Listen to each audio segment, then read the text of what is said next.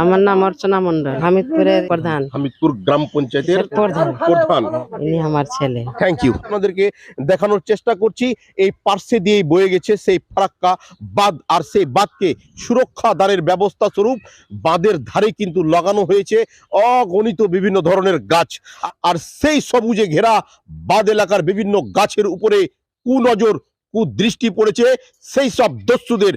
ফলতই আজ তারা নেমে পড়েছে বনভূমি পরিবেশটাকে পুরোপুরিভাবে নিধন যজ্ঞে। যেভাবে গাছের অভাবে দিনের পর দিন গ্লোবাল ওয়ার্মিং, তাপমাত্রা বাড়ছে আমাদের পরিবেশের, ফলত কৃষি কাজ থেকে বেঁচে থাকা সবই কিছু আমাদের কাছে দ্রোহ হয়ে পড়ছে।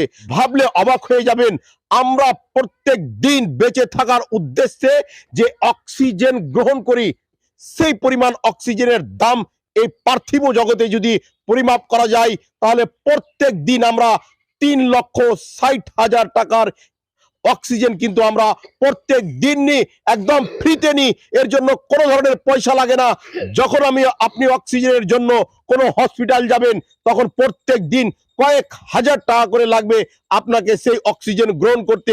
কিন্তু আমরা প্রাকৃতিক পরিবেশে থেকে সেই অক্সিজেন নেওয়ার জন্য কোনো ধরনের আমাদের মূল্য দিতে হয় না। আর সেই অক্সিজেনের উৎসটাই হলো এই যে সবুজে ঘেরা গাছ। সেই অক্সিজেনের উৎসের যে আজ নিধনযোগ্য, সেই নিধনযোগ্যকে রুখে কিভাবে দেওয়া যায়, সেই পরিপ্রেক্ষিতে আমি আজ উপস্থিত হয়েছি হামিদপুর গ্রাম পঞ্চায়েতের প্রধানের কাছে। সরাসরি তিনাকে আমি জানতে চাইবো, ওই যে দূরবর্তী ওই জায়গাটা আপনারা দেখতে পাচ্ছেন, ওই জায়গায় কিন্তু সরকারি কয়েকটি গাছ, সুস্থ সবল গাছকে কেটে নষ্ট করে দেওয়া হচ্ছে।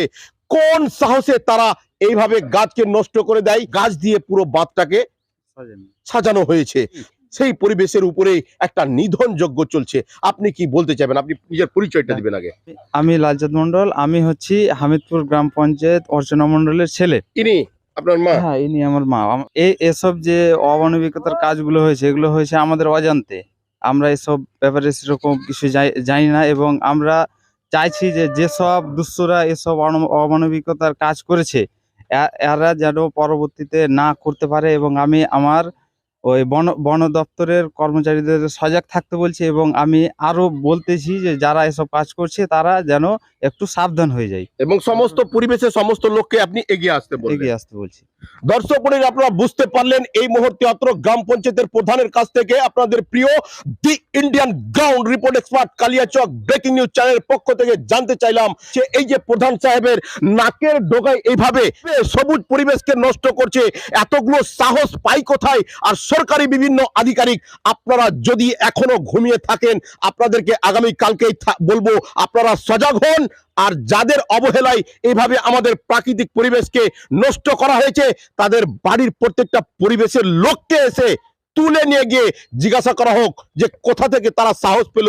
তবেই আশা করি আমরা এইভাবে সবুজ বিপ্লবে ঘেরা পরিবেশকে নষ্ট হওয়া থেকে রক্ষা করতে পারবো। আমি সকল দেশবাসীর উদ্দেশ্যে, সকল সমাজবাসীর উদ্দেশ্যে সকলকে বলতে চাই, আপনারা এমন ভাবে দেশ আর সমাজকে গড়ে তুলুন যেন আমরা আপনাদের পরিবেশকে খুব সহজেই রক্ষা করতে পারি। যারা পরিবেশ সম্বন্ধে নলেজ রাখে তাদেরকে আগে এগিয়ে আসতে আপনারা সহযোগিতা করেন।